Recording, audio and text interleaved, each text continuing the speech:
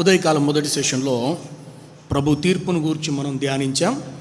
అయితే ఈ సెషన్లో తీర్పులో ఉన్న మరొక తీర్పును గురించి మనం ధ్యానిద్దాం. దానిలోనికి వెళ్ళే ముందు ఎరిక్ లిడెల్ అనే వ్యక్తి ఎవరికైనా తెలుసా? Eric Liddell. ఓకే, తెలియకపోతే పర్లేదు, నేను అతని గురించి చెప్తా. 1902 సంవత్సరంలో చైనాలో ఒక మిషనరీ దంపతులకు పుట్టాడు ఇతను. 1902 సంవత్సరంలో జాన్యువరి నెలలో మిషనరీ దంపతులకు పుట్టాడు ఇతను. ఈ ఎరిక్ లిడెల్ తల్లిదండ్రులు ఇద్దరు మిషనరీస్. వారు వాస్తవంగా ఇంగ్లాండ్ దేశస్తులు, స్కాట్లాండ్ వాళ్ళది. కానీ పరిచర్య కొరకు స్వదేశాన్ని, బంధువులను అందరిని విడిచిపెట్టేసి ఎక్కడికి వెళ్ళారు? చైనా దేశానికి. ఎక్కడికి? చైనా దేశానికి. అక్కడే ఇతను పుట్టాడు.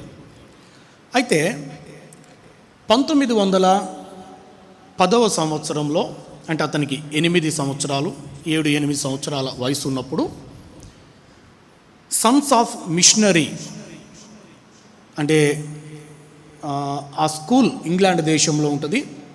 ఆ స్కూల్లో ఎవరిని చేర్చేవాళ్ళంటే ఎవరైతే మిషనరీ పని కొరకు వేరు మారుమూల దేశాలకు, ప్రాంతాలకు వెళ్ళి సేవ చేస్తూ ఉంటారో వాళ్ళ పిల్లల చదువు కొరకు కొందరు సమర్పించుకొని ఒక మంచి స్కూల్ని స్టార్ట్ చేశారు ఇంగ్లాండ్లో.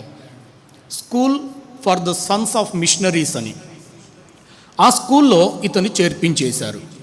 ఇతన్ని అర్థమవుతుంది అనుకుంటున్న భాష. ఇతన్ని చేర్పించారు.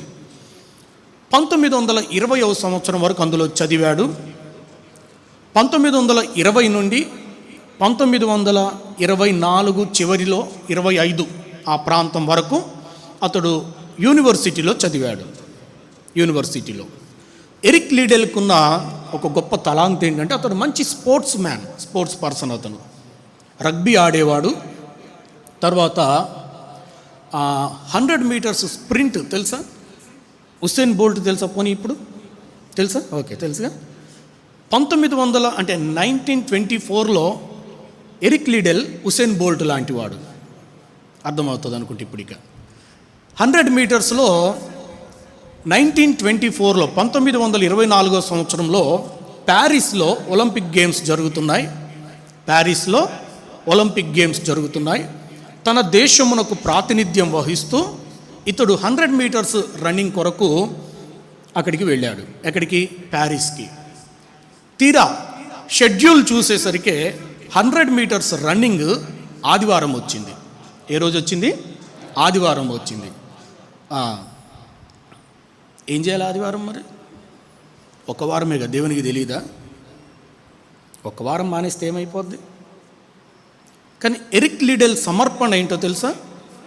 ఆదివారం ఎట్టి పరిస్థితులలో ఏది ఏమైనా నేను దేవుని మందిరానికే వెళ్తాను. అది అతని సమర్పణ. ఒలింపిక్ గేమ్స్ ఎన్ని సంవత్సరాలకు ఒకసారి జరిగిద్ది? చెప్పండి, ఎన్ని సంవత్సరాలకి? మొన్న జరిగాయి కదా, 4 ఇయర్స్కి ఒక్కసారి జరిగింది కదా. 4 ఇయర్స్కి 4 సంవత్సరాలకి ఒక్కసారి వచ్చే ఒలింపిక్ గేమ్స్ కొరకు కొంతమంది పుట్టిన కాడి నుంచి సిద్ధం చేస్తూ ఉంటారు. చిన్న వయసు నుంచి సిద్ధపరుస్తారు వాళ్ళని, అందులో గోల్డ్ మెడల్ సంపాదించాలని.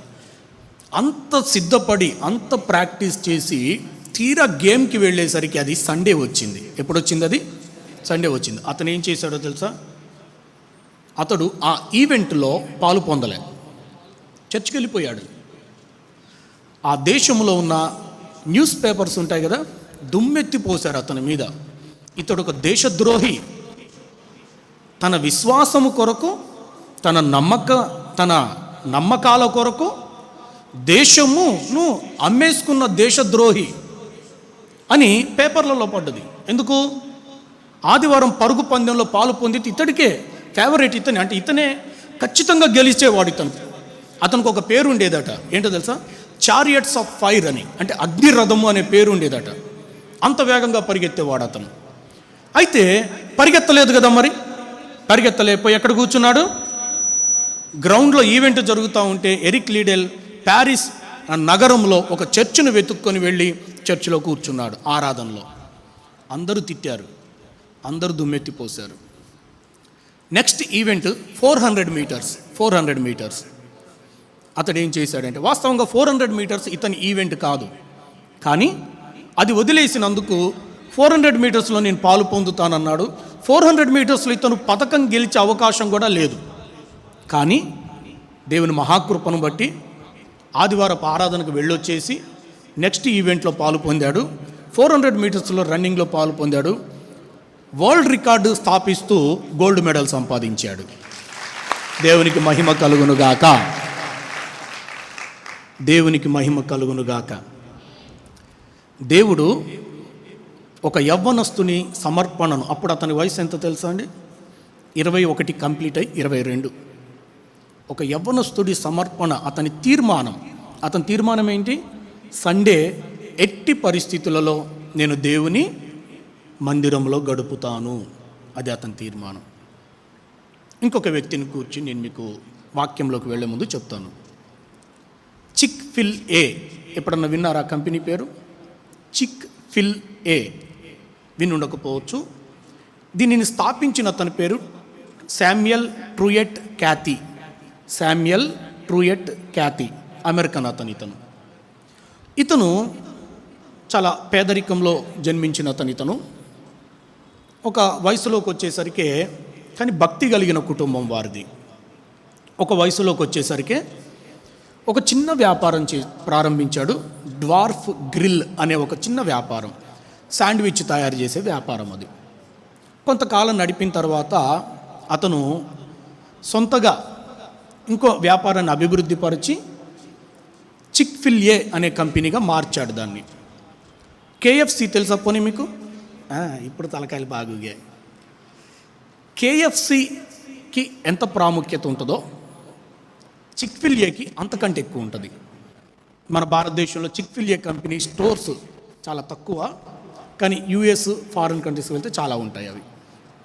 వినండి, దాన్ని స్థాపించిన అతను తన వ్యాపారాన్ని ఎలా చేయడం ప్రారంభించాడంటే, బైబిల్ వాల్యూస్ ప్రకారం, అంటే బైబిల్ నేర్పించిన విలువల ప్రకారంగా వ్యాపారం ప్రారంభించాడు. అతని సమర్పణ ఏంటో తెలుసా? సేమ్ ఇలాంటిదే. ఆదివారం ఎట్టి పరిస్థితులలో తన స్టోర్స్ అన్నీ మూయబడాల్సిందే.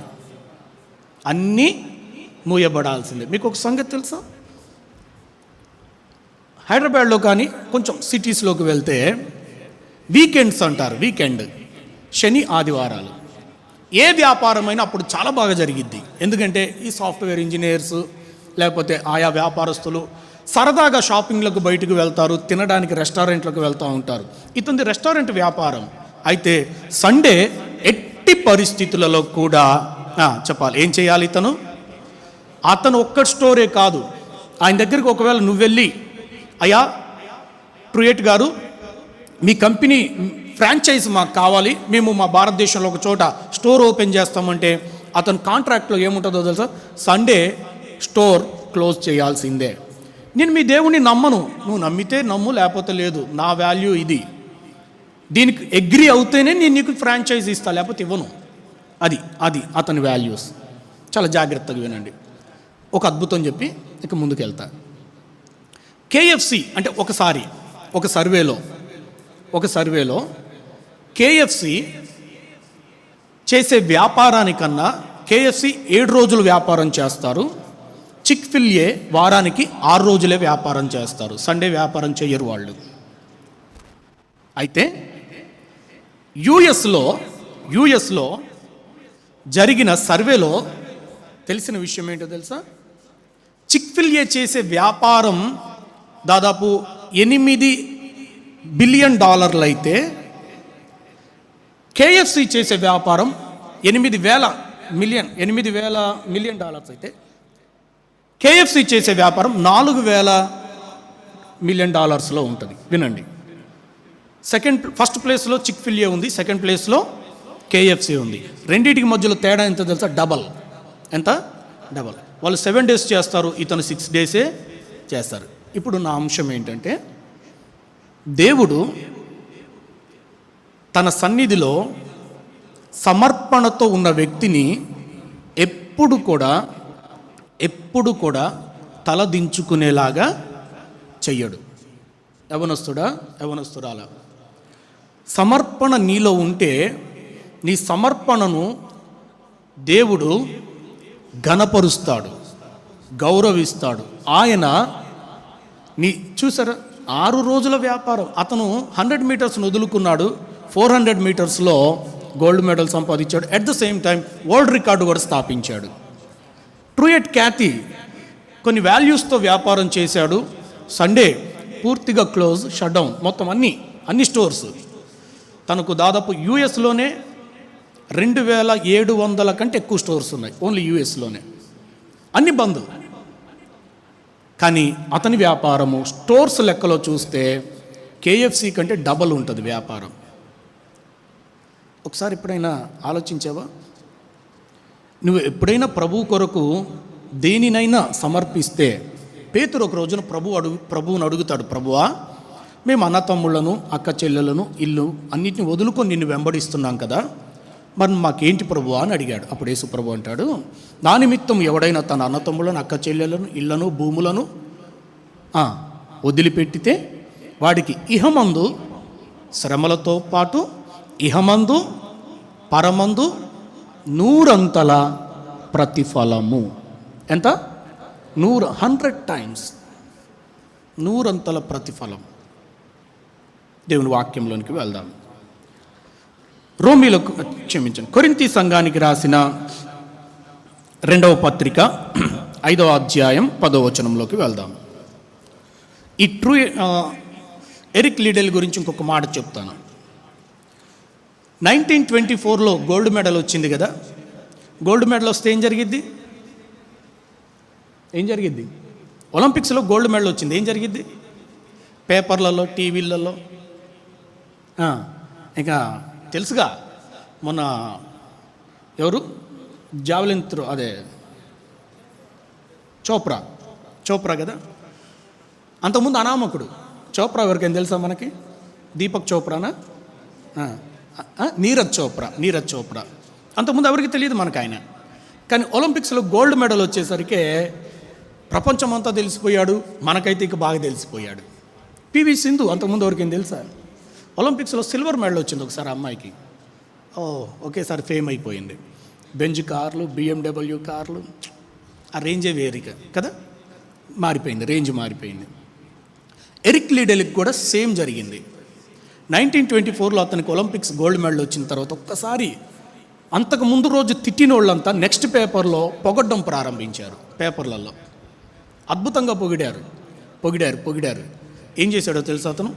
ఈ పొగడ్తలు, ఈ ఘనతలు, వీటన్నిటినీ పక్కకు పెట్టేసి 1925లో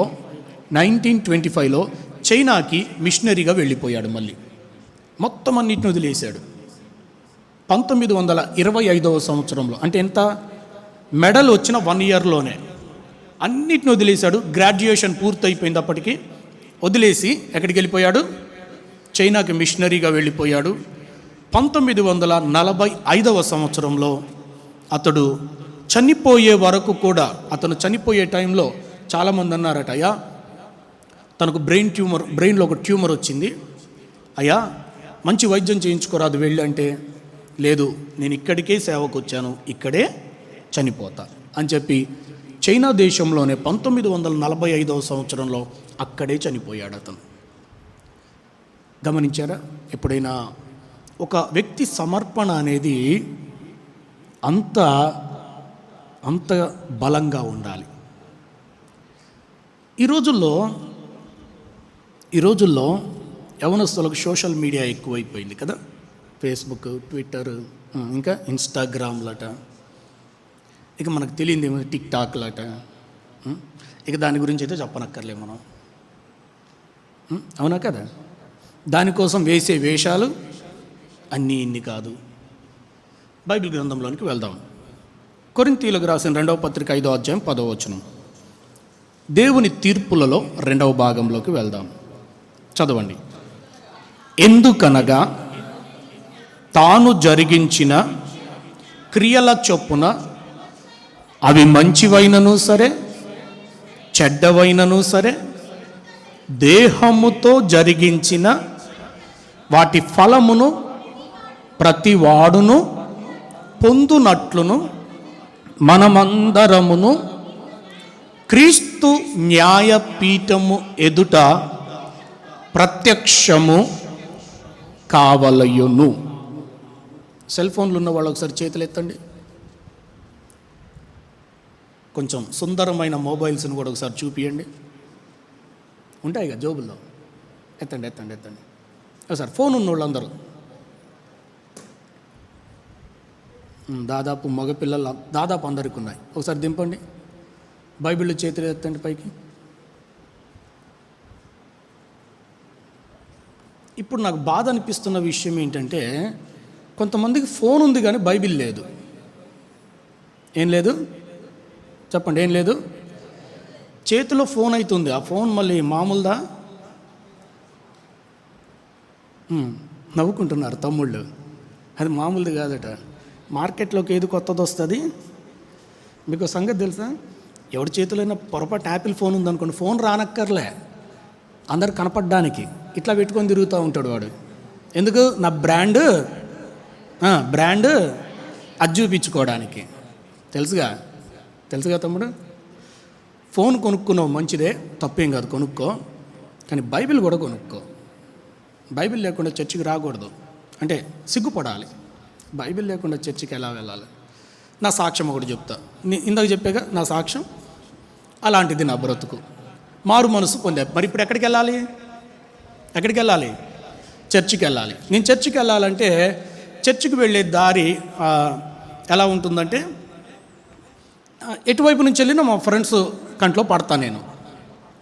మరి బైబిల్ పట్టుకొని పోవాలి. ఇప్పుడు నాకు కొత్తలో, రక్షణ పొందిన కొత్తలో చర్చికి బైబిల్ పట్టుకొని పోవాలి అని అనిపించినప్పుడు ఒక్కసారి మనసులో కొంచెం, అంటే ఇది పట్టుకొని మనకు ఎప్పుడు అలవాటు లేదు కదా, ఇది పట్టుకొని బయటికి వెళ్ళడం.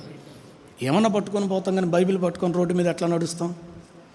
ఒక్కసారి ఎక్కడో కొంచెం సిగ్గు అనిపించింది. అబ్బా ఎట్లా పోవాలి అనిపించింది. దాన్ని చంపుకోవడానికి ఏం చేశానో తెలుసా? దాన్ని చంపుకోవడానికి, ఆ సిగ్గును చంపడానికి ఏం చేశానో తెలుసా? ఆ రోజు చర్చికి వెళ్ళా పట్టుకొని. అక్కడ పెద్ద పెద్ద ముసలోళ్ళు వాళ్ళు కొనుక్కుంటారు. ఏం బ్యాగులు? గుడ్డ సంచి ఉంటుంది చూసారా? తెలుసా? ఇప్పుడు లేవులేండి, తెలుసుగా ఎట్లుంటాయి, క్లాత్తో కొడతారు కదా సంచి. అది కొనుక్కున్నా, చేతికి వేసుకొని రోడ్డు మీద నడుచుకుంటూ వచ్చాను. ఎందుకు? నా సిగ్గు చావాలి. బైబిల్ పట్టుకోవడానికి సిగ్గుపడతావా? అయితే ఇప్పుడు సంచి వేసుకున్నాడు. ఏమేసుకున్నాడు? సంచి వేసుకున్నాడు. ఇక ఆ సంచి వేసుకొని నడుస్తూ ఉంటే ఒక పక్క నన్ను చూసి ఎవడేమనుకుంటాడో నాకు తర్వాత సంగతి, కానీ లోపల మాత్రం భలే ఆనందంగా ఉంది. చంపాను దీన్ని, సిగ్గును చంపాను. యవనస్తుడా, సిగ్గును చంపు. యేసు ప్రభు విషయంలో, క్రీస్తు విషయంలో నువ్వు సిగ్గుపడనక్కర్లే. నువ్వు సిగ్గుపడాల్సింది ఏం చేయలే. తాక్కుంటూ రోడ్ల మీద తిరిగినప్పుడు సిగ్గుపడ్డావా ఏ రోజైనా? ఆ సిగరెట్లు సెంటర్లో నిలబడి తాగలే? ఆ గుట్కాలు తినుకుంటూ ఉయ్యలే రోడ్ల మీద? బైబిల్ పట్టుకుని నడవడానికి ఏం సిగ్గురా నీకు అనిపించింది నాకు. అప్పుడు ఆ క్లాత్ సంచి గ్రీన్ కలర్ది కొనుక్కొని అందులో బైబిల్ పెట్టి, జిప్పు పెట్టి, సంకకి వేసుకొని రోడ్డు మీద నడుస్తూ ఉంటే ఆనందం వేరులేండి. ఆనందం బయటికి ఎవరికి అర్థం కాదు. ఇటు పిచ్చోడా మంచోడా అనుకుంటారు, కానీ ఆ లోపట ఉంది ఆనందం వేరది. దేవుని ఆత్మ నీలో ఆనందించాలంటే నీలో ఒక సమర్పణ ఇది రావాలి. ఏం రావాలి? సమర్పణ. చూద్దాం. పౌలు కొరింథీ సంఘానికి రాసిన 2వ పత్రిక 5వ అధ్యాయంలో అంటాడు, ఏమంటున్నాడంటే, ఎందుకనగా తాను జరిగించిన క్రియల చొప్పున అవి మంచివైనను సరే చెడ్డవైనను సరే దేహముతో జరిగించిన వాటి ఫలమును ప్రతివాడును, ఇక్కడ కూడా ఏముంది? ప్రతివాడు అనుంది. ఏమనుంది? ప్రతివాడు. ఈ ప్రతివాడులో మరి నువ్వు ఉన్నావా? లేవా? ఒరే ఇందాక లేవు, ఇప్పుడు లేవు, ఏడిపోతావురా మరి నువ్వు? ఇందాక లేవుగా ఎట్టాగు, మరి ఇప్పుడు లేకపోతే ఎట్లా? ఈ రెండిట్లో లేని మనిషి ఉండడురా బాబు. ఇది ఎవరంటే, ఈ లిస్ట్ ఎవరిదంటే ఈ లిస్ట్ రక్షించబడిన వారిది. పౌలు అంటాడు చూడండి ఏమన్నాడో, దేహముతో జరిగించిన వాటి ఫలమును ప్రతివాడును పొందునట్లు, ఆ మాటను ఏమన్నాడు, మనమందరము. చెప్పండి ఏమన్నాడు? ఆ మాటకు అర్థం ఏంటి? పౌలు, కొరింథీ సంఘము. ఇప్పుడు మనము అన్నామంటే అర్థం ఏంటి? చెప్తున్నా నేను కూడా ఇంక్లూడ్ అయినట్టే కదా, ఇంక్లూడెడ్ నేను కూడా అందులో. అంటే దైవజనులమైన మేము, సంఘ బిడ్డలైన మీరు, అందరము. ఈ అందరు ఎవరు? ఎవరి అందరూ? రక్షించబడిన వారు. ఇందాక తీర్పేమో అక్కడ పరలోకం దొరకదు. ఇక ఆ తీర్పులోకి నువ్వు వెళ్ళిన వాడు ఖచ్చితంగా అదేమవుద్ది, ఇంకా అగ్నిగుండంతో ముగించబడుతుంది. ఏమవుద్ది చెప్పాలి. ఆ ధవల సింహాసనపు తీర్పు దగ్గర పరలోకం ఉండదు. అక్కడ ఉండేది ఏంటి అనుకుంటున్నారు? నరకము అనే అగ్నిగుండం. ఇక్కడ ఇంకొక మాట చెప్తా మీకు. నరకంలో అందరికీ సేమ్ శిక్ష ఉండదండి. విన్నారా? అందరికి ఒకటే డిగ్రీలో పనిష్మెంట్ ఉండదు. అక్కడ కొన్ని డిగ్రీస్ ఉంటాయి పనిష్మెంట్లో.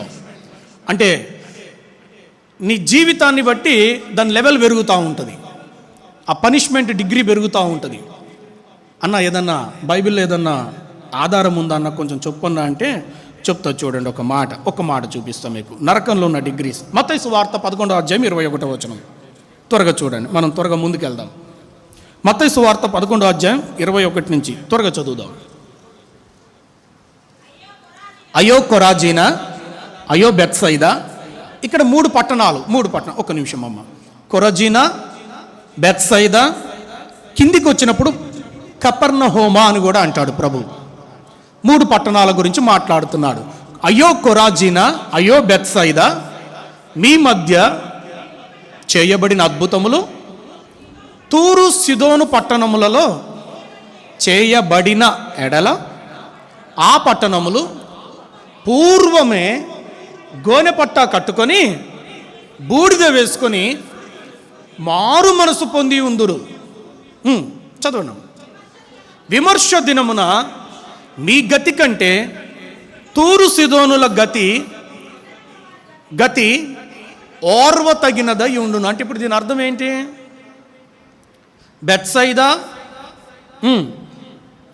బెత్సైదా కొరాజీనా కంటే తూరు సిదోనుల పట్టణపు గతి ఓర్వ తగిందంటే అర్థం ఏంటి? గుడ్డి కన్నా మెల్లనయం అంటారు కదా, తెలుసుగా. గుడ్డి కన్నా, అరే 2 కళ్ళు లేనివాడి కంటే మెల్లకన్నో ఉందిగా, మొత్తానికి కన్ను అయితే అది జాలరా బాబు అన్నట్టు. తూరు సిదోనుల పట్టణం మెల్లకన్ను అయితే బెత్సైదా కొరాజీనా గుడ్డి కళ్ళు అయిపోతాయి అని అర్థం. అంటే ఇంతకంటే సివియారిటీ ఎక్కువ ఉంటుంది అక్కడ తీర్పు. ఎందుకంటే ఈ బెత్సైదా, కొరాజీనా, కపెర్నహూము వీటిని ఏమనొచ్చు అంటే, ఒక దైవజనుడు చెప్పిన మాట ఏంటంటే, వీటిని ఎవాంజలికల్ ట్రయాంగిల్ అంటారు. Evangelical triangle. మ్యాప్లో మనం చూస్తే బెత్సైదా, కొరాజీనా, కపెర్నహూము ఇలాగుంటాయి. వీటిని లైన్లో కలిపితే ఇవి ఒక ట్రయాంగిల్ లాగా తయారవుతాయి. చాలా జాగ్రత్తగా వినండి. యేసుక్రీస్తు ప్రభు తన శరీరంలో ఉన్నప్పుడు చేసిన పరిచర్యలో ఈ 3 పట్టణాల్లో చేసిన అద్భుతాలు ఇంకెక్కడ చేయలేదు అసలు. అన్ని గొప్ప కార్యాలు చేశాడు ఇక్కడ. కిందికి రండి. కపెర్నహూమా, ఆకాశం మట్టుకు హెచ్చింపబడదేవా, పాతాళం వరకు దిగిపోతావు. నీలో చేయబడిన అద్భుతములు సొదొమలో చేయబడిన ఎడల అది నేటి వరకు, ఈ మాటను గుర్తుంచుకోండి, అది నేటి వరకు నిలిచి ఉండును. ఇప్పుడు ఉందా సొదొమ? మరి ఉందా? పచ్చగడ్డి కూడా లేదు ఇప్పుడు అక్కడ. నిజంగా మీరు గూగుల్ చేయండి, సొదొమ పట్టణము పచ్చగడ్డి కూడా లేదు. అగ్ని గంధకములు కురిశాయి అక్కడ, మొత్తం కాలిపోయింది. ఈ రోజుకు కూడా పచ్చగడ్డి లేదు అక్కడ. ప్రభు అంటాడు, ప్రభు చెప్పిన మాట ఇది, మనం ఎవరు చెప్పిన మాట కాదు, ప్రభువే చెప్పిన మాట. అయ్యో కపెర్నహూమ, ఆకాశం మట్టుకు వెళ్తున్నావా? నువ్వు పాతాళంలోకి వెళ్తావు. నీ మధ్య చేయబడిన అద్భుతాలు సొదొమ, తెలుసా సొదొమ? మన భారతదేశ రాజ్యాంగంలో సొడోమిజం అని ఒకటి ఉంటుంది. సొడోమిజం, నేను దాన్ని వివరించలే కానీ అదొక పాపము. ఆ సొదొమ పట్టణంలో ఉండేది. తూరు సీదోనుల పాపం ఏంటో తెలుసా? సరే, మీకు జస్ట్ ఇన్ఫర్మేషన్ కొరకు చెప్తున్నా ఈ మాట. ఒక్క మాట చూడండి. తూరు సీదోను, యోవేలు గ్రంథం 3వ అధ్యాయం 3వ వచనం. త్వరగా చదవండి, త్వరగా. యోవేలు గ్రంథం 3వ అధ్యాయం 3వ వచనం. తూరు పట్టణం యొక్క స్థితి చూద్దాం. త్వరగా చూద్దాం. కొంచెం మీరు బైబిల్ త్వరగా తెరవగలగాలి. యోవేలు గ్రంథము ఇండెక్స్లోకి వచ్చి వెతకాలి. ఎక్కడ చదువు. 3:3. వారు నా జనుల మీద చీట్లు వేసి వేశ్యకు బదులుగా ఒక బాలుని ఇచ్చారు. ద్రాక్షారసము కొనుటకై ఒక చిన్నదానిని ఇచ్చేశారు. చాలు. తూరు పట్టణస్థుల పాపం ఏంటంటే వ్యభిచారం చేయడానికి ఒక బాలుని ఇచ్చేసేవాళ్ళట. మందు తక్కువైతే ఆ మందు కొరకు ఒక చిన్న పాపను అమ్మేసేవాళ్ళట. అర్థమైందా? అంటే పుట్టిన పిల్లలను త్రాగుడు కొరకు వీటి కొరకు అమ్మేసేవాళ్ళట. ఒరే అబ్బాయి, ఈరోజు మందు తాగడానికి డబ్బులు లేకపోతే నేను ఇయ్యను అంటాడు. వాడు ఏమైనా ఇస్తాడా ఫ్రీగా? డబ్బులు లేవు, మరి తాగాలి, ఏం చేయాలి? సరే, నా ఇంట్లో చిన్న పాప ఉంది, తీసేసుకో దీన్ని, బాటిల్ ఇవ్వు. అది అంత భయంకరమైన స్థితి వాళ్ళది. దేవుడు అంటాడు, అయినప్పటికీ కూడా మీ గతి కంటే వాళ్ళది ఓరవ తగిందై ఉంటుంది అని అన్నాడు విమర్శ దినమున. దయచేసి వినండి. ఇప్పుడు పనిష్మెంట్ నరకంలో అందరికి ఒకలాగా ఉండదు. ఏమవుద్ది? డిగ్రీస్ ఉన్నాయి అందులో. పనిష్మెంట్లో డిగ్రీస్ ఉన్నాయి.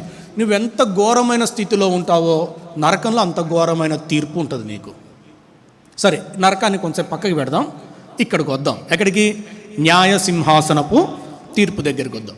ఇక్కడ పౌలు మనము అని అన్నాడు. అంటే అర్థం ఏంటంటే సంఘములో ఉన్న మనమందరం కూడా ఆ తీర్పులోనికి వెళ్ళాం, కానీ ఈ తీర్పులోనికి ఖచ్చితంగా వస్తాం. చెప్పండి, ఏ తీర్పులోకి వస్తాము? తీర్పు లేదిక మనకి అనుకుంటున్నారేమో. ఉంది. విశ్వాసికి కూడా తీర్పు ఉంది. కాకపోతే ఆ తీర్పు ఎలాంటిదంటే, ఇప్పుడు మీ ఇంట్లో నువ్వేదైనా తప్పు చేసావు. ఈ చిన్న పిల్లోడు తమ్ముడు ఏదైనా తప్పు చేశాడు. వీడు చిన్నోడు కదా, తప్పు చేశాడు. వాళ్ళ నాన్నగారికి తెలిసింది వీడు తప్పు చేసిన సంగతి. స్కూల్లో ఎవరిదో పెన్సిల్ ఏదో కొట్టేశాడు. ఏమనుకోకరా, ఏం పర్లేదుగా, ఓకే. ఏదో చేశాడు. వాళ్ళ నాన్నగారికి తెలిసింది. స్కూల్లో అందరి ముందు లాగి ఇచ్చేస్తాడా? ఏం చేస్తాడు? ఇంటికి రా. ఏమంటాడు? ఇంటికి రారా. వెళ్ళిపోతాడు ముందు. వీడికి అర్థమైపోద్ది ఇంటికి వెళ్ళిన తర్వాత రౌండ్ తిరిగిద్దని. ఇంటికి వెళ్ళిన తర్వాత లోపట్రా తలుపేస్తాడు. మళ్ళీ ఎవరికి తెలియదు ఆ సంగతి. లోపలికి వెళ్ళిన తర్వాత తెలుసుగా ఏం జరిగిద్దాం. ఏం జరిగిద్ది? మీ ఫాదర్ని బట్టి ఉంటుంది, ఆ టైంకి ఆయన మూడ్ని బట్టి ఉంటుంది. ఇక అది ఉతికారేస్తాడో, బెల్ట్ తీసుకుంటాడో, బెత్తం తీసుకుంటాడో, ఇక తర్వాత సంగతి. ఎందుకు అందరిలో కొట్టలే? ఎందుకు కొట్టలే? కొడుకు కదా, వాడిని అందరిలో కొడితే ఈయనకు కూడా పరువు తక్కువ. కొంచెం గట్టిగా చూస్తాడు, సర్లే ఇంటికి రా అని వెళ్ళిపోతాడు. లోపలికి తీసుకెళ్ళి తర్వాత చెప్తాడు అయ్యగారి సంగతి. యేసు ప్రభు అదే చేయబోతున్నాడు. లోకముతో పాటు నిన్ను తీర్పు తీర్చడు, కానీ నిన్ను న్యాయ సింహాసనం ఎదుట నిలబెట్టుకొని, నా కుమారుడా, నా కుమార్తె, పలానా సంవత్సరం పలానా రోజు రక్షించబడ్డావు కదా, నీ క్రియలు ఒకసారి బయటికి తీ. ఇక్కడ ఒక బుక్ ఉంటుంది, ఈ లిస్ట్ అప్పుడు బయటకు వస్తుంది. అందరితో పాటు శిక్షించబడవు. ఇక్కడ నరకం లేదు. కానీ బైబిల్ గ్రంథంలో అపోస్తుడైన పౌలు కొరింథీ సంఘానికి రాసిన మొదటి పత్రిక 3వ అధ్యాయంలోనికి వెళ్దాం. ఇప్పుడు చూడండి, కొరింథీ సంఘానికి రాసిన మొదటి పత్రిక 3వ అధ్యాయం. త్వరగా. సహోదరులారా, ఆత్మ సంబంధులైన మనుషులతో ఒక్క నిమిషం అమ్మ. 3వ అధ్యాయం 10వ వచనం. దేవుడు నాకు అనుగ్రహించిన కృప చొప్పున నేను నేర్పరి అయిన శిల్పకారుని వలె పునాది వేసి తిని. అందరూ వినండి. వేసి తిని మరి ఒకడు దాని మీద కట్టుచున్నాడు. ప్రతివాడు దాని మీద ఎలాగూ వినండి. ఒక్క నిమిషం ఆగండి. పౌలు పునాది వేశాడట, ఇంకొకరు కడుతున్నారట.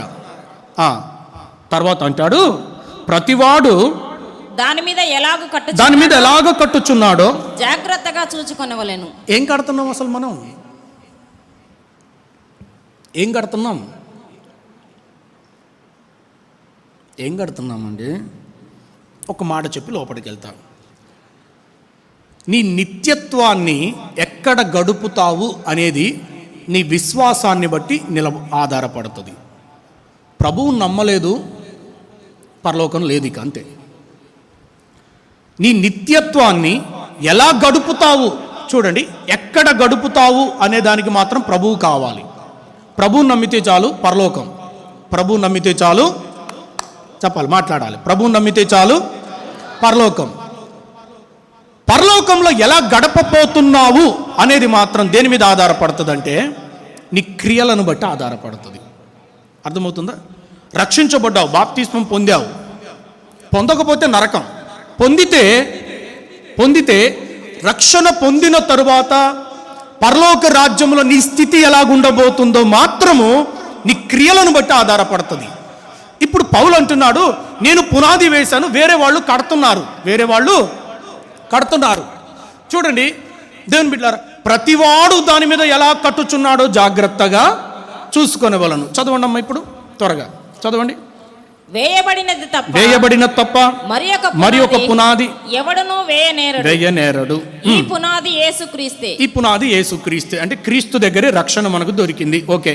ఎవడైనను ఈ పునాది మీద బంగారము, ఇక్కడ ఒక 6 మాటలు ఉంటాయి. ఒకటి బంగారము, వెండి, వెలగల రాళ్ళు, కర్ర, గడ్డి, కొయ్యకాలు మొదలైన వాటితో కట్టిన ఎడల వాని పని కనబడును. ఆ దినము దాన్ని తేటపరచు. ఆ దినము, ఏ దినం ఇది? నాయన మీ తెలివి. ఆ దినమే. ఏ దినం? న్యాయ సింహాసనపు తీర్పు దినం. ఆ దినము మరియు వాని పని ఎట్టిదో దానిని అగ్ని పరీక్షించును. అగ్ని. దేవుని సంగమ, యవనస్తులారా, నువ్వు రక్షించబడ్డ తర్వాత క్రీస్తు న్యాయపీఠం ఎదుటికి నువ్వు వెళ్ళినప్పుడు నీ పనులు చేత నువ్వు ఎలా కట్టబడుతున్నావు? కొందరట బంగారముతో కట్టారట, కొందరు వెండితో కట్టారట, కొందరు వెలగల రాళ్లతో కట్టారట, కొందరు కర్ర, గడ్డి, కొయ్యకాలు అంటే ఏంటి? కర్ర తెలుసు, గడ్డి తెలుసు. కొయ్యకాలంటే కొంచెం సిటీలో ఉండే, టౌన్లో ఉండే పిల్లలకి ఈ భాష అర్థం కాదు. కొయ్యకాలు అంటే అర్థం ఏంటంటే, మనము ఎవరో చెప్తున్నారు, వరి కోసినప్పుడు మిగిలిపోతుంది చూసారా భూమిలో, దాన్ని కొయ్యకాలంట. గడ్డి, వరి కోస్తాం కదా, చేను కోస్తాం కదా, కోసిన తర్వాత కొంచెం మిగిలిపోద్ది లోపట, అది కొంచెమే ఉంటుంది బయటికి, దాన్ని కొయ్యకాల అంటారు. ఇప్పుడు చూడండి, రక్షించబడిన విశ్వాసేట కొందరు బంగారము లాంటి ఆత్మీయ జీవితం జీవిస్తున్నారట, కొందరు వెండి లాంటి ఆత్మీయ జీవితం, కొందరు వెలగల రాళ్ళు. ఇందులో 3 నిలిచి ఉండేవి, 3 క్షయమైనవి, 3 అక్షయమైనవి. బంగారము, వెండి, వెలగల రాళ్ళు ఇవి ఎటర్నల్. కర్ర, గడ్డి, కొయ్యకాలు ఇవి క్షయమైపోతాయి, టెంపోరల్ అనవచ్చు, అంటే తాత్కాలికమైనవి. కొంతమంది భక్తి, కొంతమంది విశ్వాస జీవితము, కొంతమంది సమర్పణ ఎలాగుంటాయో తెలుసా? తాత్కాలికంగా ఉంటాయి. వాక్యం వినేటప్పుడు వస్తుంది ఉద్రేకం, సాక్ష్యాలు వినేటప్పుడు, ఆరాధన జరిగేటప్పుడు, యవ్వన కాలంలో దేవుని మందిరంలోకి వచ్చినప్పుడు నేను కూడా అన్నట్లుగా ఉంటారు. కానీ బయటికి వెళ్ళిన తర్వాత వీళ్ళ సమర్పణ మళ్ళీ చల్లబడిపోద్ది. ఇటువంటి వారు కర్ర, గడ్డి, కొయ్యకాల్లాగా తయారవుతారట. వాళ్ళు విశ్వాస జీవితాన్ని కడతారు, కానీ అవి గట్టిగా నిలబడవు. అగ్ని, ఇప్పుడు చూడండి, అగ్ని దగ్గరికి వెళ్తామట మనం అందరం. ఎక్కడికి వెళ్తామో చెప్పాలి, ఎక్కడికి? అగ్ని దగ్గరికి వెళ్తామట. అంటే రక్షించబడిన ప్రతి విశ్వాసి అదేనండి, మనము సర్వీసింగ్ కార్కి వెళ్ళినప్పుడు యువతల నుంచి అవతలకి వెళ్ళిపోతుంది కార్ కదా, ఏది సైడున అవి తిరుగుతూ ఉంటాయి, ఈ కారు అవతలకి వెళ్ళిపోతే మంచిగా శుభ్రంగా వచ్చేస్తుంది బయటికి. అయితే మనం కూడా ఒక దాంట్లోంచి వెళ్తాం, అగ్నిలో నుంచి అవతలకి వెళ్ళాలి మనం. అప్పుడు దేవుడు నిన్ను పరీక్షించేది ఏంటో తెలుసా? అగ్నియే. నీ పని ఏంటి, నీ విశ్వాసం ఏంటి, నీ సమర్పణ ఏంటి, యవ్వన కాలం ఎలా గడిపావు, రక్షించబడిన తర్వాత బాప్తిస్మం తీసుకున్న తర్వాత ప్రభు కొరకు నువ్వు ఎలా జీవించావు, నువ్వు ఎంతమందికి సాక్షిగా ఉన్నావు, ఎంతగా ప్రార్థించావు, ఎంతగా కన్నీరు కార్చావు, ఎంతగా దేవుని పనిలో సహకారంగా ఉన్నావు, ఎంతగా పరిచర్య చేశావు, ఇవన్నీ కూడా లెక్కలోకి వస్తాయి. ఇవన్నీ కూడా అగ్నిలో నుంచి అవతలకు వెళ్తావు. వెళ్ళినప్పుడు నిలబడ్డదా జీతం వస్తుంది, నిలబడలేదా జీతం ఉండదు. అర్థమవుతుందా?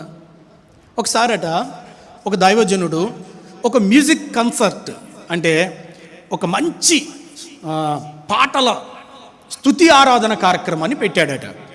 వాళ్ళ చర్చిలో 200 మంది యవ్వనస్తులు క్వైర్లో ఉన్నారట. ఎంతమంది? క్వైర్లో 200 మంది యవ్వనస్తులట.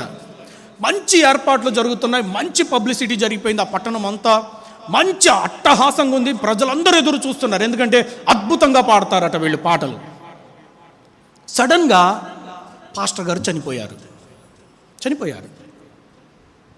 పరలోకానికి వెళ్ళిపోయారు. అంత ప్రకటించేసి అంతా అయిపోయింది కదా, ఆ మ్యూజిక్ కన్సర్ట్ని ఆపలేక కొనసాగిస్తున్నారు. దైవజనుడిట పాస్టర్ గారిని అడిగారు, దేవా ప్రభువా ఒక్క ఆశ అయ్యా నాకు చెప్పు అయ్యా, మా యవ్వనస్తులు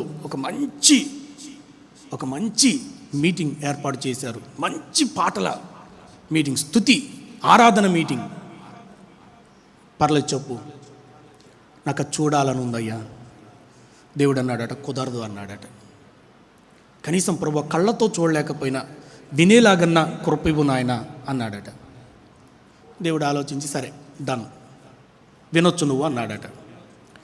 పలానా టైం పలానా రోజు వచ్చేసింది. ఎంతమంది క్వైరు? 200 మంది. క్వైరే 200 మంది ఉంటే మరి ఆర్కెస్ట్రా ఎంత ఉండాలి? తగ్గట్టు ఉంటుందిగా. పరలోకంలో 4 గొంతులు వినపడుతున్నాయట. ఎన్ని గొంతులు? 4 గొంతులు వినపడుతున్నాయి. 1-2 ఇన్స్ట్రుమెంట్సే వినపడుతున్నాయట. ఆ దైవజనుడికి అర్థం కాలేదు, ప్రభు ఏదో తేడా జరిగింది నాయన, అదే సెల్ ఫోన్ లింకు ఇది కాదు, ఎక్కడిదో కలిసి ఉంటుంది, ఇది మాది కాదు నాయన, ఇది మా ప్రోగ్రాం కాదు, ఇది ఎవరిదో వినపడుతున్నట్టుంది నాయన నాకు అంటే, లేదు అది మీదే. కాదు ప్రభు, మా క్వైర్ 200 మంది, మా ఆర్కెస్ట్రా అది మీదే. దైవజనుడికి ఒకసారి డౌట్ వచ్చింది, అదేంటి నాయన అంత పెద్ద క్వైర్ కదా, అంత పెద్ద ప్రోగ్రాం కదా అంటే, ప్రభువు చెప్పిన మాట ఏంటో తెలుసా? నీ క్వైర్లో అంతమంది ఉన్నారు, నీ ఆర్కెస్ట్రాలు అంతమంది ఉన్నారు, కానీ అందరూ నా మహిమ కొరకు పాడట్లే, అందరూ నా మహిమ కొరకు ఇన్స్ట్రుమెంట్స్ ప్లే చేయట్లే. కొందరు వారి కొరకు వారే, వాళ్ళ గొప్ప కొరకు వాళ్ళను వాళ్ళు కనపరుచుకోవడానికి చేస్తున్నారు. అయితే ఈ 4 గొంతులే నా మహిమ కొరకు పాడుతున్నాయి, ఈ వినపడుతున్న ఇన్స్ట్రుమెంట్సే నా మహిమ కొరకు ప్లే చేయబడుతున్నాయి. యవనస్తుడా, అగ్ని పరీక్షించబోతుంది. నువ్వేం చేయబోతున్నావు, నువ్వేం చేస్తున్నావు? పరలోకంలో చేరే ప్రార్థన, పరలోకములో ప్రతిఫలము పొందే సమర్పణ, ఈవెన్ ఆదివారం నువ్వు వేసే కానుక కూడా లెక్కలో ఉంటుంది. అర్థమవుతుందా? నువ్వు కొట్టే చప్పట్లు కూడా లెక్కలో ఉంటాయి, నువ్వు పాడే పాట కూడా లెక్కలో ఉంటుంది. నీవు మందిరంలోకి వచ్చేటప్పుడు ఎవరి మహిమ కొరకు వస్తున్నావు? నిన్ను నువ్వు చూపించుకోవడానికి వస్తున్నావా, దేవుని ఘనపరచడానికి వస్తున్నావా? పరిచర్య మందిరం ఊడుస్తున్నావేమో, ఎవరి మహిమ కొరకు ఊడుస్తున్నావు? దేవుని సన్నిధిలో కనపడ్డానికా, లేకపోతే నన్ను అందరూ చూడాలనే? కొంతమంది ఉంటారులేండి. యేసు ప్రభు చెప్పాడు. మత్తయి సువార్తలోనికి వెళ్దాం. మత్తయి సువార్తలోనికి, మత్తయి సువార్త పరిశుద్ధ 6వ అధ్యాయము 1వ వచనం నుంచి చదవండి త్వరగా. మనుషులకు కనబడవలెనని వారి ఎదుట మీ నీతి కార్యములు చేయకుండా జాగ్రత్త పడండి. ఎందుకన్నాడు ప్రభు ఈ మాట? ఎందుకమ్మా? ఎందుకురా పిల్లలు? ఎందుకు? మనుష్యులకు కనపడితే మనుష్యులు మెచ్చుకుంటారు. అందుకే ప్రభు అన్నాడు, నీ కుడి చేయి చేసేది ఎడం చేయికి తెలియొద్దు. నువ్వు ప్రార్థన చేయనప్పుడు గదిలోకి వెళ్ళి ఒంటరిగా చేయి, పరలోకపు తండ్రి చూడాలి. ఉపవాసం ఉండేటప్పుడు తలంటుకు అంటే అర్థం ఏంటి? నీ ముఖము దుఃఖముగా కనపడొద్దు, జాగ్రత్త పడు. మనుష్యులకు అంటే చూడండి, ఇక్కడ ప్రభువు వేరు చేస్తున్నాడు. ఆత్మ సంబంధమైన వాటిని, శరీర సంబంధమైన వాటిని వేరు చేస్తున్నాడు. పరలోకంలో కనపడేవి, భూమి మీద కనపడే వాటిని వేరు చేస్తున్నాడు. నువ్వు పాట పాడు, పరిచర్య చెయ్యి, ఏదైనా చెయ్యి, కానీ ఎవరికి కనపడాలి? అది దేవునికి కనపడాలి. ఎవరికి కనపడాలి? దేవునికి కనపడాలి. చాలా జాగ్రత్తగా ఉండు. ఒక మాటను చూస్తా.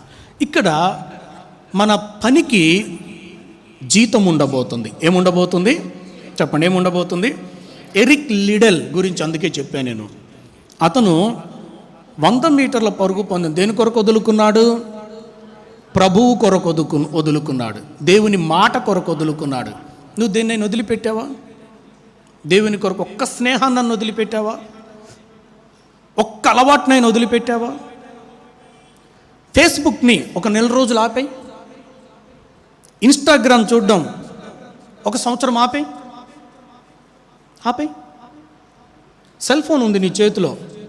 అప్పుడప్పుడు ఈ యుగంలో, ఈ తరంలో ఎంతమంది ఫోన్లు దేవునికి ప్రతిష్ఠించబడి ఉన్నాయి? ఎంతమంది పరిశుద్ధమైనది, నీతి గలదే నేను చూస్తాను, ఇందులో మిగతావి నేను చూడను అని నీ ఫోన్ని ప్రభువుకి ప్రతిష్ఠించావా? కొనుక్కోవడం గొప్ప కాదు. నీ చేతిలో ఉండేదేంటి? అందరి చేతిలో ఉంది. ఏం చూస్తున్నావు నువ్వు ఫోన్లో?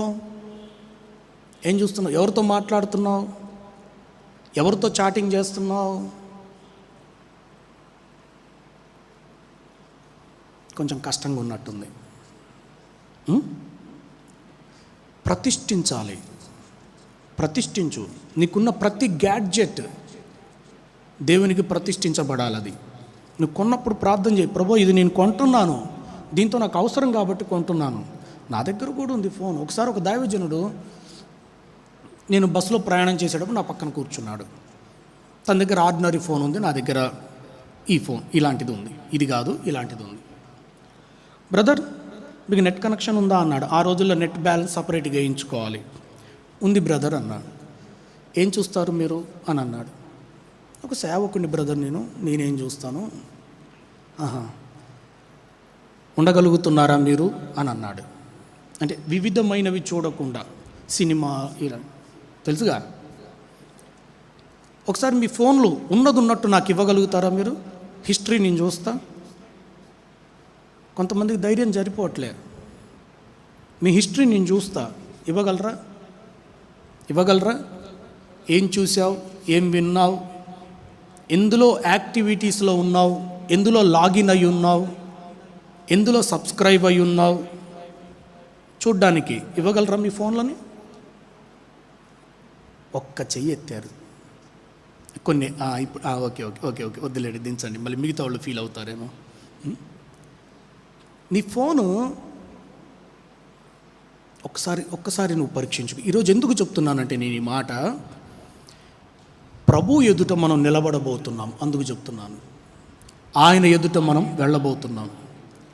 ప్రతి క్రియను దేవుడు లెక్కడగబోతున్నాడు. నీవు నీ ఆత్మీయ జీవితాన్ని బంగారమయంగా కట్టాలని దేవుని ఆశ. యవనస్తుడా, యోసేపుని చూడండి, దానియేలుని చూడండి. దానియేలు గురించి ఒక మాట చెప్పమంటారా? దానియేలు ఎవరు అనుకుంటున్నారు? రాజవంశస్థుడు. ఎవరు? లోపం లేనివాడు, సకల విద్యా ప్రవీణుడు. దానియేలు ఆర్డినరీ పర్సన్ కాదు. దానియేలు అత్యవసర మార్కులతో పాస్ అయినోడు కాదు. మంచి ఇంటెలిజెంట్ దానియేలు.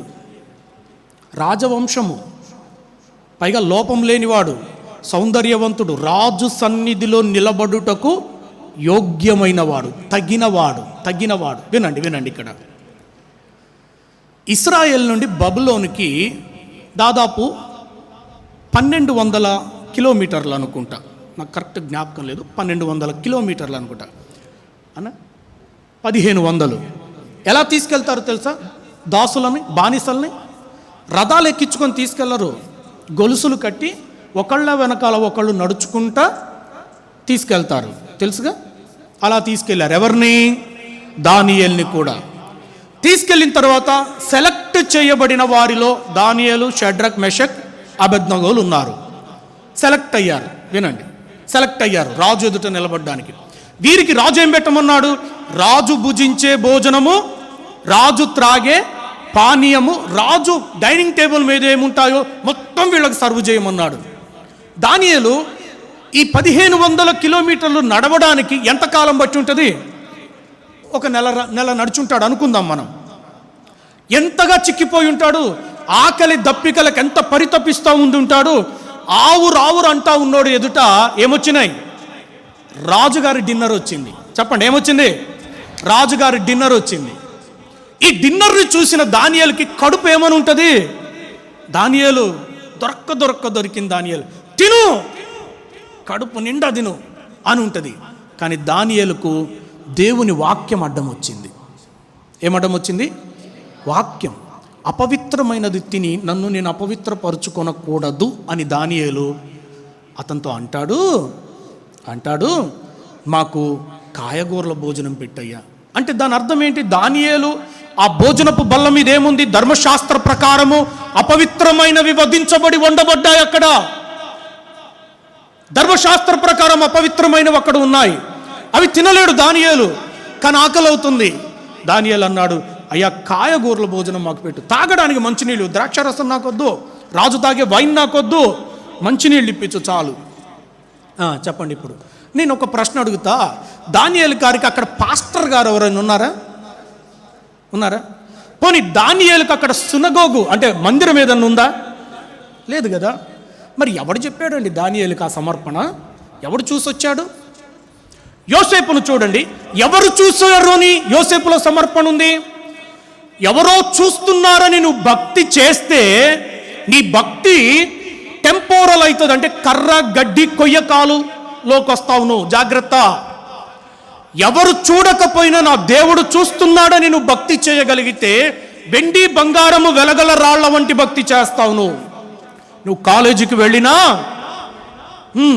పనికి వెళ్ళినా, ఎక్కడికి వెళ్ళినా దేవుని చూపు నా మీద ఉన్నది అంటే నువ్వు అక్షయమైన భక్తి చేయగలుగుతావు. ఎవ్వరు లేరులే, ఇక్కడెవరు చూసి వచ్చారులే అంటే మాత్రం నీ భక్తి నిలబడే భక్తి కాదు. యవ్వనస్తుడా, అయితే ఒక మాట చెప్పిక ప్రార్థన చేస్తాను. నీ ఆత్మీయ జీవితంలో వెలగలిగిన భక్తి చేస్తే, వెల కలిగిన భక్తిని నువ్వు చేయగలిగితే, ఆ సమర్పణకు ఈరోజు నువ్వు రాగలిగితే, ఆ తీర్మానం, ఆ ప్రతిష్ఠితమైన జీవితం, ప్రతిష్ఠ అనే మాటకు కూడా అర్థం చెప్తా. ప్రతిష్ఠించబడ్డం అంటే అర్థం ఏంటో తెలుసా? ఇంగ్లీష్లో సెట్ అపార్ట్ అంటారు, అంటే ప్రత్యేకించడం. ఇప్పుడు ఈ మందిరం ఉంది కదా, ఇంతకుముందు ఈ మందిర స్థలంలో ఏముండేవి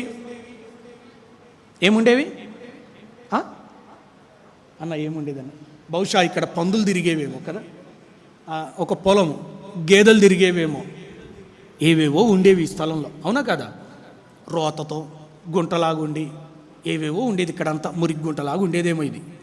కానీ దైవజనులు ఎప్పుడైతే దీన్ని కొన్నారో, దీన్ని మందిరం కొరకు ప్రతిష్ఠించారో, అప్పుడు దీనిలో ఒక మందిరమును కట్టి ఇప్పుడు ఇది దేవాలయం అనబడుతుంది కదా. ఇందులోకి రోగులు వస్తున్నారు, దుఃఖములో ఉన్న వాళ్ళు వస్తున్నారు, పాపంలో ఉన్న వాళ్ళు వస్తున్నారు, కృంగిపోయిన వారు, వేదనతో ఉన్నవారు అందరూ వచ్చి ప్రభువా అని అంటున్నారు. దేవుడు జీవితాలను కార్యాలు జరిగిస్తున్నారు. చూడండి ఈ దేవుని మందిరంలో ఇప్పుడు ఈ ప్రొజెక్టర్ మీద ఎవరైనా వచ్చి, అయ్యగారు మా సినిమా థియేటర్ పాడైంది, మీ మందిరాన్ని మాకు ఇస్తారా, మీ ప్రొజెక్టర్తో మేము సినిమా వేస్తాము అంటే ఇస్తామా? చెప్పండి. ఇయ్యం కదా. ఎందుకు ఇయ్యం? ప్రతిష్ఠించబడిన స్థలం ఇది. ఏమైన స్థలం ఇది? దేవుని మందిరం కొరకు ప్రతిష్ఠించబడ్డది. కాబట్టి ఇది దేనికి వాడం? ఒకవేళ ఉదాహరణ, ఇన్స్ట్రుమెంట్స్ ఉన్నాయి, అయ్యగారు మేము ఒక మ్యూజికల్ నైట్ పెట్టాం, మా ఇన్స్ట్రుమెంట్ పాడైంది, మీ ఇన్స్ట్రుమెంట్ మాకు ఇవ్వండి, మేము ఒక మంచి ఏంటది అదేనండి డ్యాన్స్ ప్రోగ్రాం ఉంది, ప్లే చేయాలండి అంటే ఇస్తాం ఆ ఇన్స్ట్రుమెంట్ని మనం. ఎందుకు ఇవ్వం? ప్రతిష్ఠించబడినది. చెప్పండి, ఎందుకు ఇవ్వము? ప్రతిష్ఠించబడినది. ఇది వాడితే మందిరములో వాడబడాలి లేదా దేవుని పనిలో వాడబడాలి, అంతేకాని మరి దేనికి వాడబడదు అని ప్రతిష్ఠించాం. కనుక ఇది దేవాలయముగా ఉండదు. నువ్వెలాగున్నావు మరి? రక్షించబడ్డప్పుడు నీ కొరకు జీవిస్తానయ్యా అని అన్నావు కదా, మాటిచ్చావుగా దేవునికి. యవనస్తుడా, నీ జీవితం ఎలాగుంది? ఒక వ్యక్తిని గురించి చెప్పి ప్రార్థన చేస్తాం. యుఎస్లో ఒక హెవీ మెటల్ బ్యాండ్ ఉంది. Heavy metal band. అందులో ఒక వ్యక్తి ఉంటాడు. ఆయన చూస్తేనే చాలా విచిత్రంగా ఉంటాడు. తలంతా జడలతో ఉంటాయి. బాస్ గిటార్ కొడతాడు, హెవీ బాస్. ఆయన కార్న్, వాళ్ళ బ్యాండ్ పేరు KORN. మీరు గూగుల్ చేయండి, యూట్యూబ్లో మీకు కనపడతాడు అతను. KORN, కార్న్ వాళ్ళ బ్యాండ్ పేరు. ఆయన భయంకరమైన డ్రగ్స్కి ఎడిక్ట్ అయిపోయిన వ్యక్తి. డ్రగ్ ఎడిక్ట్ అతను. డ్రగ్స్ వాడేవాడు. ఆయన డ్రగ్ లేకపోతే స్టేజ్ ఎక్కి గిటార్ ప్లే చేయడట. లీడ్ గిటార్ అతనిదే. లీడ్ గిటార్ అంటారు కదా, ఆ లీడ్ గిటార్ ప్లే చేసేది అతనే అందులో. అయితే ఆయన భార్య పాప ఉంది, కానీ ఫ్యామిలీ బ్రేక్ అయింది. కృంగిపోయాడు, చనిపోదాం అనుకుంటున్నాడు. ఆయన ఒక రోజున ఒక ప్రోగ్రాం కొరకు ఒక ఊరికి వెళ్ళాడు. అక్కడ ప్లే చేయాలి. రాత్రంతా కొన్నిసార్లు ఆ డ్రగ్స్ తీసుకుని తెల్లవారు లేచిన తర్వాత కూడా మైకం తనలో అలాగనే ఉండిపోద్దట. అంతగా ఎడిక్ట్ అయిపోయాడు, అంతగా దిగజారిపోయాడు. అయితే ఆ రోజు సండే ఉదయాన్నే ఎందుకో మెలకు వచ్చింది, చాలా కృంగిపోయి ఉన్నాడు. ఆత్మహత్య కూడా చేసుకుందాం అనుకున్నాడు తను. అయితే ఆ సండే రోజు వీధుల్లో నడుస్తూ ఉంటే ఒక చర్చ్ కనపడ్డదట తనకి. చర్చ్ కనపడ్డప్పుడు ఆ చర్చిలోకి వెళ్ళి కూర్చున్నాడు. లాస్ట్ చైర్లో కూర్చున్నాడట. వాస్తవంగా ఆయనకి చర్చ్ అంటేనే గిట్టదట అసలు, ఎందుకంటే వాళ్ళు చెప్పే మాటలు నచ్చవు ఆయనకి. వెళ్ళి లాస్ట్ చైర్లో కూర్చున్నాడట. ఆ రోజు ఎందుకో వెళ్ళాలనిపించింది, వెళ్ళి లాస్ట్ చైర్లో కూర్చున్నాడు అతను. దైవజనుడు అక్కడికి వచ్చి వాక్యం చెప్పాడు. వాక్యం చెప్పిన తర్వాత పశ్చాత్తాపం కలిగింది తనలోకి. ఆ సంఘంలో కూడా కొత్తగా వచ్చిన వ్యక్తి, ఆయన ఆకారమే విచిత్రంగా ఉంటుంది. మీరు ఇంటికి వెళ్ళి చూడండి, చాలా విచిత్రంగా ఉంటాడు మనిషే. ఆయన అలాంటి స్థితిలో ఉన్నప్పటికీ కూడా సంఘం ప్రేమతో చేర్చుకున్నారు, అతన్ని పలకరించారట. అక్కడ అతనికి ఒక మంచి అట్మాస్ఫియర్ కనపడ్డది.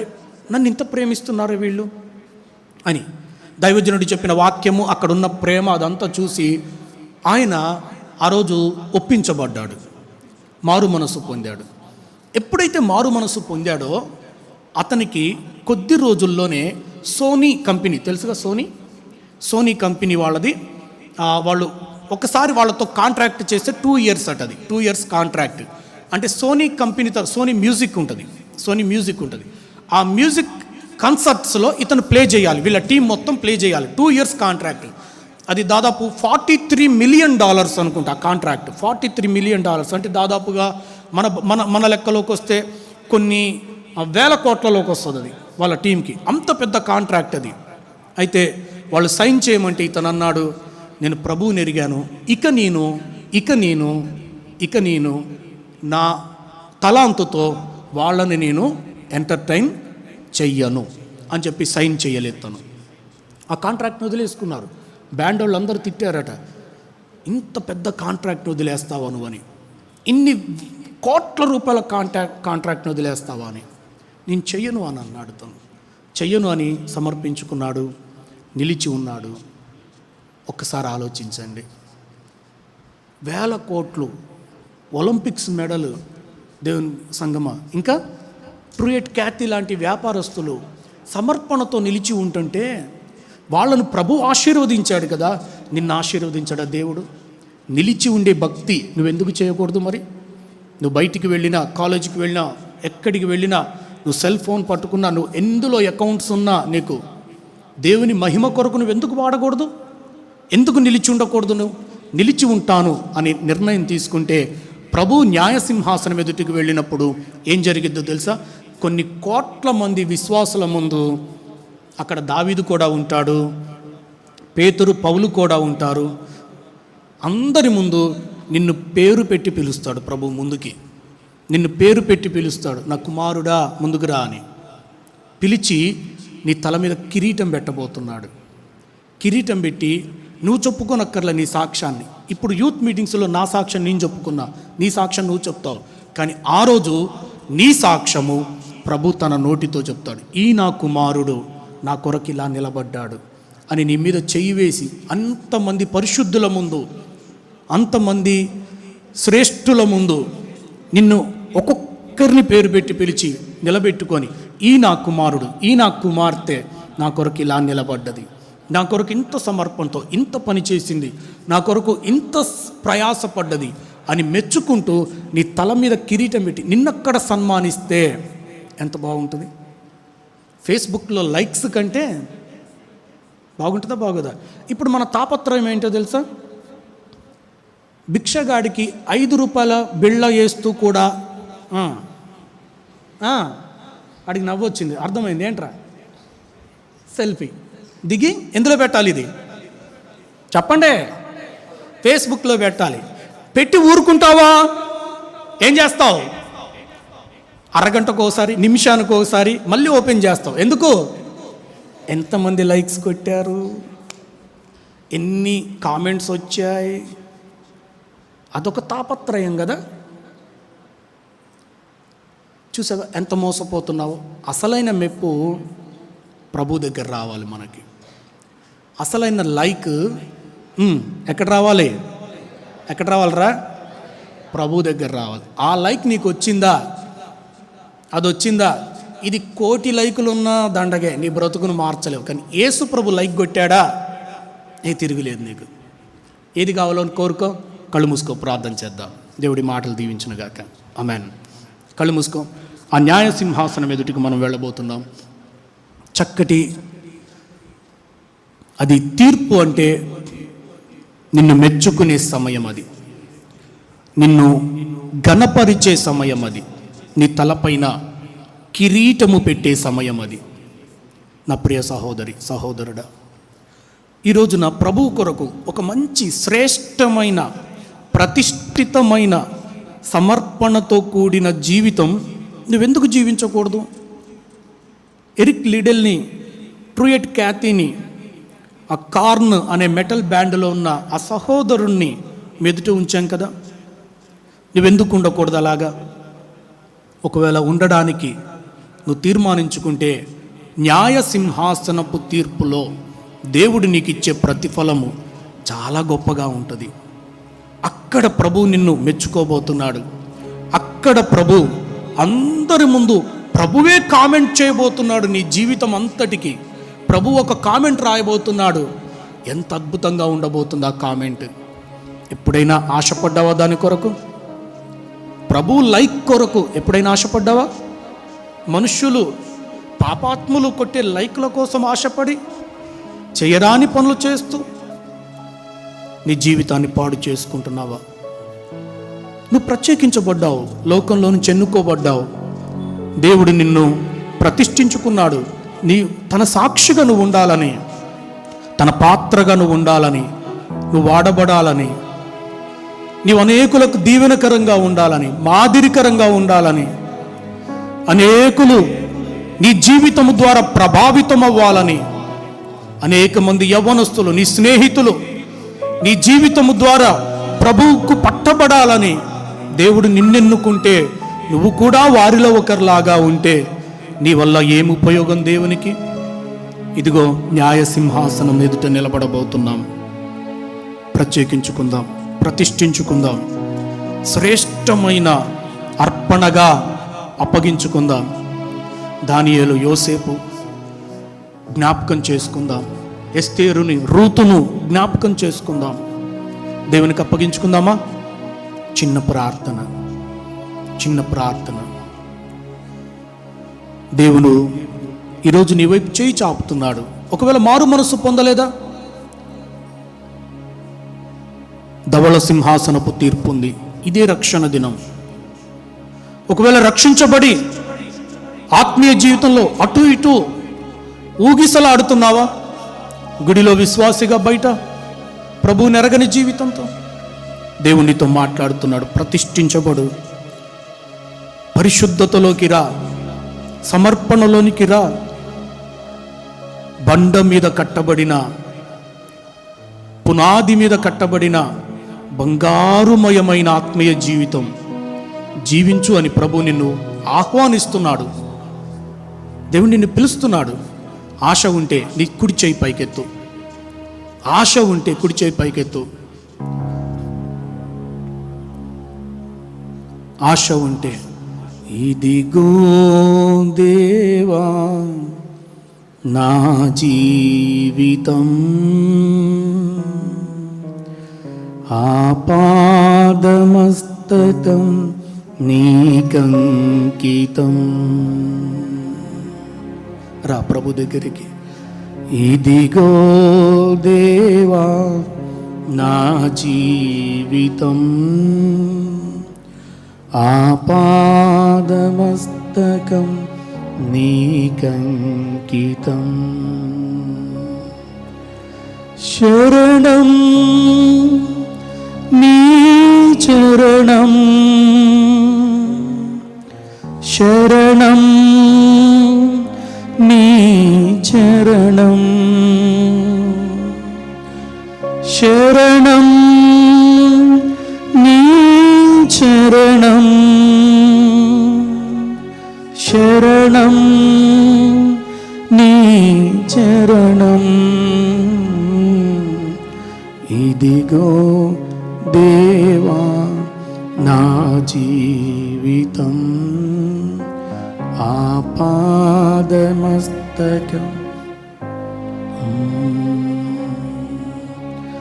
పలుమారు వైదొలగినాను పరలోక దర్శనము నుండి, విలువైన నీ దివ్య పిలుపుకు తగినట్లు జీవించనైతిని. అయినా నీ ప్రేమతో నన్ను దరి చేర్చినావు. అందుకే గైకొనుము దేవా ఈన శేష జీవితం. పరిశుద్ధుడా, ఇంకెవరైనా నేను రక్షించబడాలనుకుంటున్నాను, ప్రభువు కొరకు ఒక ప్రతిష్ఠితమైన జీవితం జీవించి ఒక బంగారుమయమైన కట్టడంగా నా కట్టడాన్ని ప్రభు ఎదుట ఉంచడానికి, నా ఆత్మీయ జీవితాన్ని, నా బ్రతుకును దేవుని ఎదుట సమర్పించడానికి ఇష్టపడుతున్నాను అనేవారుంటే మీ కుడి చేయి పైకెత్తండి, ప్రార్థిస్తాను. పరిశుద్ధుడా, దయచేసి ఎవరు కళ్ళు తెరవద్దు. ఎవరెత్తారు ఎవరెత్తలేదు నాకెందుకు. దేవుడు నీతో మాట్లాడితే నువ్వు సమర్పించుకో. అయ్యా, విత్తపడ్డ వాక్యం ఫలింపచేయండి. యవ్వన బిడ్డలు నాయన, మీ ప్రియులు మీ స్వరూపములో పోలికలో మీ చేతులతో రూపించబడిన ఈ బిడ్డల్ని జ్ఞాపకం చేసుకోండి. మీ స్వరక్తం ఇచ్చి సంపాదించుకున్న ఈ పిల్లల్ని జ్ఞాపకం చేసుకోండి తండ్రి. అయ్యా, నీలో వారికి ఉన్న అశ్రేష్టమైన ఉన్నతమైన మహిమ కలిగిన జీవితం జీవించుటకు తీర్మానం చేసుకున్న ఈ బిడ్డలందరినీ మీ ఆత్మతో బలపరచండి ప్రభువా. ముద్రించండి. దుష్టుడు వారిని తాకకుండానట్లుగా, లోకము ప్రభావము ఏది వారి మీద పని చేయకుండానట్లుగా మీ అగ్ని ప్రాకారమును వారి చుట్టూ ఉంచండి. మీ రక్తపు కోటలో వారిని భద్రపరచండి. మీకే మహిమ చెల్లిస్తూ ప్రభు రక్షకుడైన యేసు నామములో ప్రార్థిస్తున్నాం తండ్రి. ఆమేన్.